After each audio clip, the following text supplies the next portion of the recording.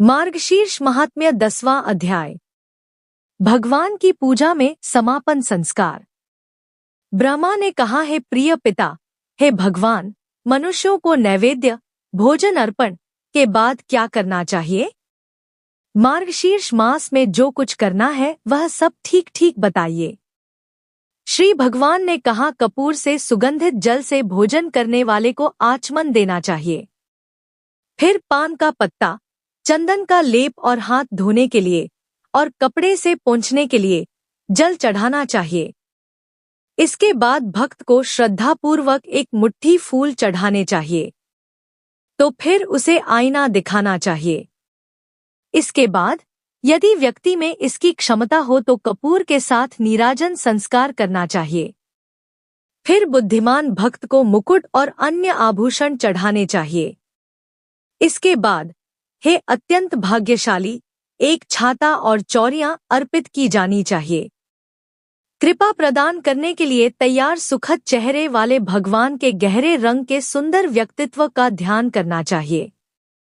उसे 108 बार जप करना चाहिए और भजनों द्वारा भगवान की स्तुति करनी चाहिए। जप की माला विशेष रूप से चांदी के तार या सोने के तार से एक साथ पिरोई गई सीपियों की हो सकती है। मोती, सुंदर कमल के बीज, मूंगा, रत्न, मोती या कृत्रिम इंद्राक्ष, नीलम हो सकते हैं।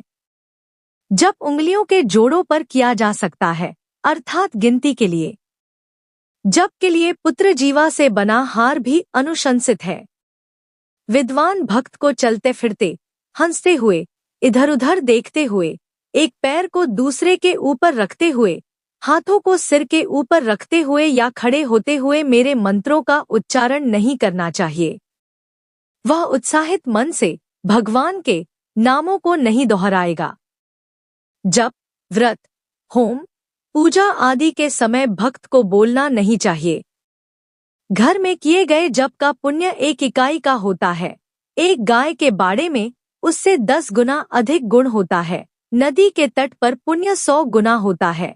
पवित्र अग्निकक्ष में पुण्य 10 गुना अधिक होता है। तीर्थों आदि में पुण्य हजारों गुना है और मेरी उपस्थिति में यह अनंत है। मार्गशीर्ष माह में यह सब करने के बाद यदि कोई परिक्रमा करता है तो उसे हर कदम पर 7 महाद्वीपों से युक्त पृथ्वी के दान का पुण्य प्राप्त होता है। परिक्रमा करते समय भक्त को भगवान के 1000 नामों का जाप करना चाहिए या एक ही नाम को कई बार दोहराना चाहिए। भक्तिपूर्वक की गई एक भी परिक्रमा सदैव पाप को दूर कर देती है। यह इतना अच्छा है मानो 7 महाद्वीपों वाली पूरी पृथ्वी की परिक्रमा कर ली गई हो। मेरी 3 प्रदक्षिणा करने से 1 सप्ताह में किया हुआ पाप तुरंत दूर हो जाएगा। वे शरीर के किए हुए पापों को 10 दिन में दूर कर देते हैं। 21 परिक्रमा श्रद्धापूर्वक करने से गर्भ में भ्रूण हत्या आदि पाप तत्काल नष्ट हो जाते हैं। यदि कोई 108 परिक्रमा करता है तो यह सभी यज्ञों के प्रदर्शन और उन्हें उत्कृष्ट मौद्रिक उपहार के साथ संपन्न करने के बराबर है।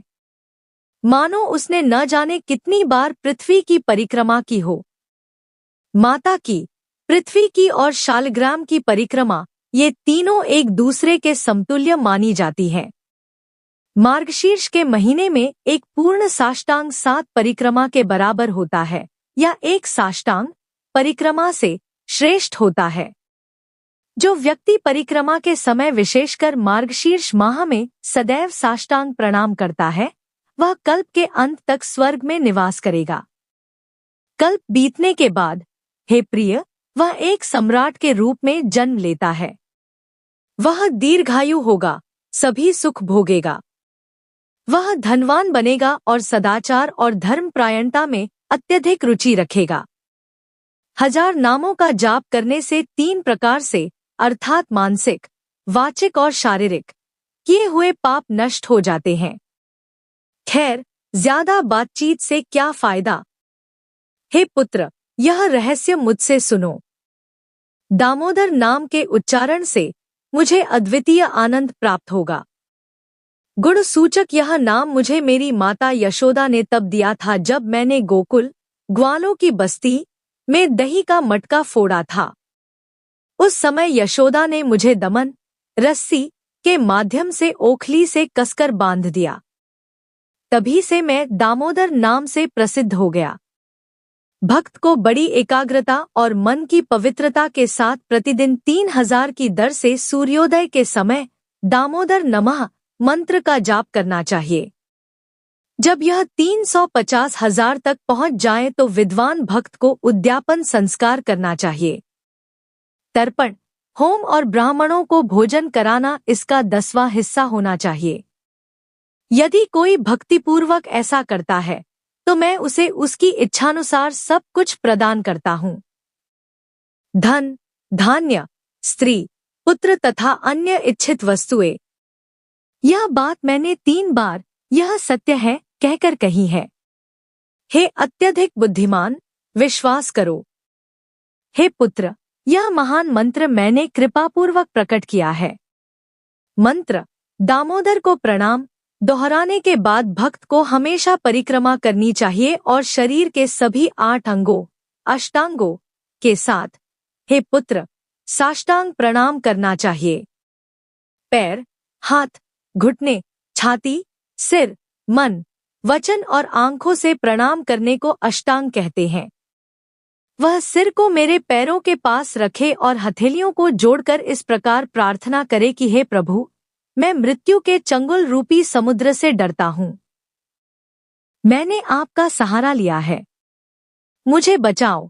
इसके बाद भक्त को पूजा पूरी करने के लिए मेरे द्वारा दिए गए अवशेष को अपने सिर पर लेना चाहिए और बड़े आदर के साथ इस प्रकार कहना चाहिए, हे प्रिय, हे जनार्दन, मेरे द्वारा की गई पूजा में मंत्रों, पवित्र अनुष्ठानों या भक्ति की कमी हो सकती है, लेकिन हे भगवान, इसे पूरा होने दो। मार्गशीर्ष माह के दौरान ढोल, मृदंग और पणवों के साथ नृत्य कार्यक्रम आयोजित किया जाना चाहिए। यह पुरुषों को योग्यता प्रदान करता है। गीत, वाद्य संगीत, नृत्य और पूजा के समय पुस्तकों का पढ़ना है चतुर्मुखी, ये सभी मुझे सदैव प्रसन्न करते हैं। यदि गीत और वाद्य संगीत उपलब्ध नहीं है तो पंचस्तव 5 प्रार्थनाओं का एक समूह मेरे लिए अत्यधिक आनंददायक है। हे अत्यंत भाग्यशाली व्यक्ति, इसमें विष्णु सहस्त्र नाम, विष्णु के 1000 नाम, भीष्म, स्तवराज, भीष्म द्वारा कृष्ण की स्तवन, गजेंद्र, मोक्ष, नारायण कवच और भागवत गीता शामिल हैं। ये 5 मिलकर पंचास्तव 5 प्रार्थनाभजन बनाते हैं। यदि कोई भक्त शालग्राम से निकलने वाले पादोदक, वह पानी जिससे पैर धोए जाते हैं, पीता है तो हजारों पंचगव्य 5 दूध उत्पाद पीने से क्या फायदा। यदि कोई मनुष्य शालग्राम के जल की एक बूंद भी पी ले तो भी वह कभी माँ का दूध नहीं पिएगा, उसे मोक्ष की प्राप्ति होगी। जो लोग पादोदक को अपने सिर पर रखते हैं, जो लोग इसे पीते हैं, उन्हें जन्म या मृत्यु के कारण होने वाला दुख नहीं होगा। एक व्यक्ति को अच्छे आचरण वाले लोगों के समाज से बाहर कर दिया गया हो सकता है, लेकिन अगर उसे मृत्यु के समय पादोदक दिया जाए तो उसे इसके बाद सर्वश्रेष्ठ गति प्राप्त होगी। जो व्यक्ति निषिद्ध पेय पीता है, निषिद्ध खाद्य पदार्थ खाता है और निषिद्ध स्त्री के पास जाता है, जो पापपूर्ण कार्य करता है, वह पादम्बु अर्थात पादोदक का सहारा लेकर तुरंत पवित्र हो जाता है। चरणों का जल चंद्रायन या पादकृच्छ्र के प्रायश्चित संस्कारों से श्रेष्ठ है। काला घृत, केसर, कपूर और अक्षत, इनमें से प्रत्येक पादोदक के साथ मिश्रित होकर सभी पवित्र वस्तुओं को पवित्र करने वाला है। हे श्रेष्ठ ब्राह्मण, दर्शन मात्र से पवित्र किया हुआ जल मनुष्य के पापों को नष्ट कर देता है। पैरों का जल तो और भी अधिक करता है। आप मेरे प्रिय हैं, तुम मेरे सबसे बड़े बेटे हो, विशेषत तुम मेरे प्रति समर्पित हो। इसलिए हर चीज, यहाँ तक कि सबसे बड़ा रहस्य भी आपको बता दिया गया है। यह लेख स्कंद पुराण के वैष्णव खंड के अंतर्गत है।